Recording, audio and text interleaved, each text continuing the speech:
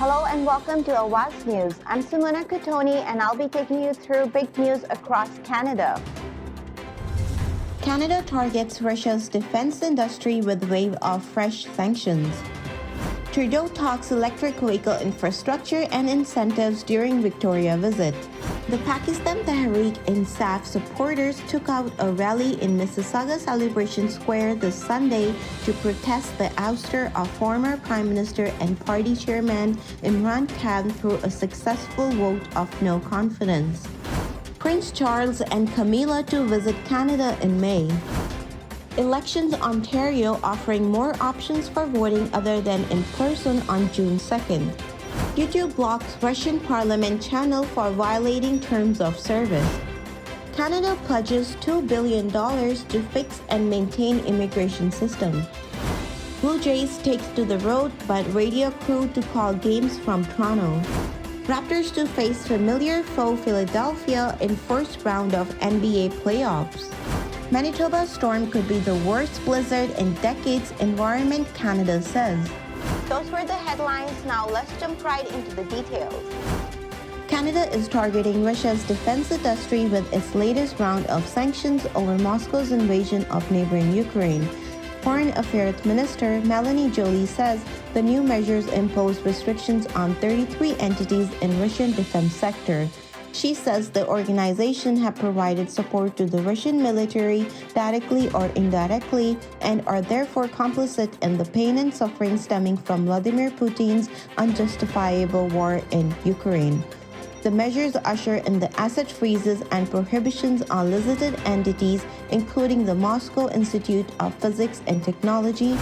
Prime Minister Justin Trudeau touted the benefits of the latest federal budget this morning, highlighting spending on infrastructure for electric vehicles during a visit to Victoria. The federal budget tabled last week placed a heavy emphasis on transitioning to the green economy with new investments in critical minerals and metals, expanding the availability of zero-emission vehicles and charging stations.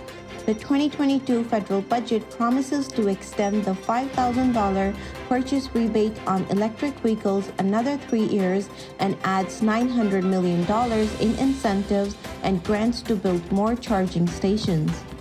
Tens of thousands of supporters of deposed Pakistani Prime Minister Imran Khan have marched in the cities across Canada, saying they want him back in power. One of the biggest march was organized at Mississauga Celebration Square. Khan was dismissed in the early hours of Sunday after losing a no-confidence vote, paving the way for him to be replaced by a politician from the opposition alliance.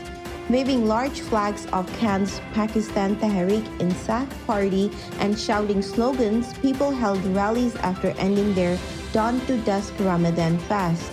The youth who made up the backbone of Khan supporters dominated the crowds. Awaz News reporters were on the site where the audience were energetic and enthusiastic in their support for Prime Minister Imran Khan. Prince Charles and his wife Camilla, Duchess of Cornwall, will be visiting Canada in May as the part of celebrations for Queen Elizabeth's Platinum Jubilee this year.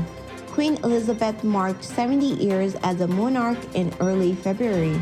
The Prince of Wales and Duchess of Cornwall will be making stops in Newfoundland, Ottawa, and the Northwest Territories during their tour, according to a new release from Clarence House.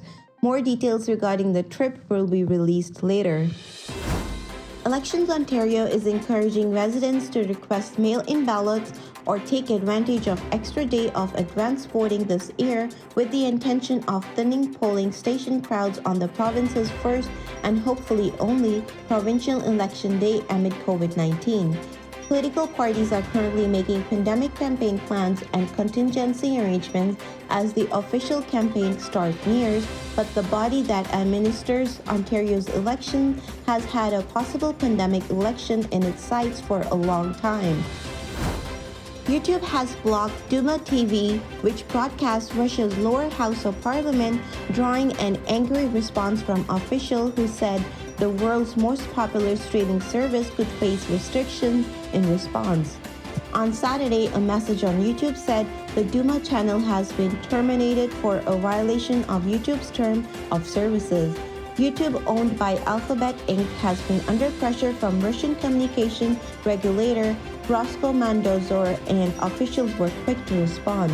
Canada is pledging to spend over $2 billion over the next 5 years to fix and maintain its immigration system, which is currently jammed with a backlog of close to 2 million applications. Finance Minister Chrystia Freeland is unveiling the 2022 budget today, said the fiscal package is aimed at countering global uncertainties caused by the pandemic and the Russian invasion of Ukraine, which has triggered a mass of 4 million refugees. Overall, Freeland's second pandemic budget includes more than $31 billion in new spending over the next 5 years and forecasts a 3.9% economic growth this year. When Toronto shortstop Bo Bichette snagged a liner in the ninth inning of Saturday's 4-3 win over Texas Rangers, the Blue Jays broadcaster Ben Wagner called the play with the energy of an observer who was clearly on the scene. The natural rinse in his voice and quick sharpness in the description worked in the perfect harmony with the roar from the home crowd. It provided a great example of why the radio medium works so well from the baseball broadcast booth. It's a call that likely wouldn't have sounded quite the same if the Blue Jays were playing away from home. The Toronto Raptors will face their Atlantic Division rival Philadelphia 76ers in the opening round of the playoffs. The Raptors clinched their 8th playoff berth in the 9th season with Tuesday's win versus Atlanta and secured the 5th seed with Friday's comeback against Houston. But the logjam in the Eastern Conference meant having to wait until the end of Sunday's regular season finales to learn their postseason opponent. In an updated storm watch notice today, the weather agency said widespread snowfall of 30 to 50 centimeters is expected, along with north winds gusting from 70 to 90 kilometers per hour, giving zero visibilities at times in Manitoba. Stock up on needed supplies and medications now and do not plan to travel, the weather alert from Environment Canada says. This storm has the potential to be worst blizzard in decades. Thank you for tuning in. I'm Simona Kutoni, and I'll see you tomorrow, same time, same channel. Adios.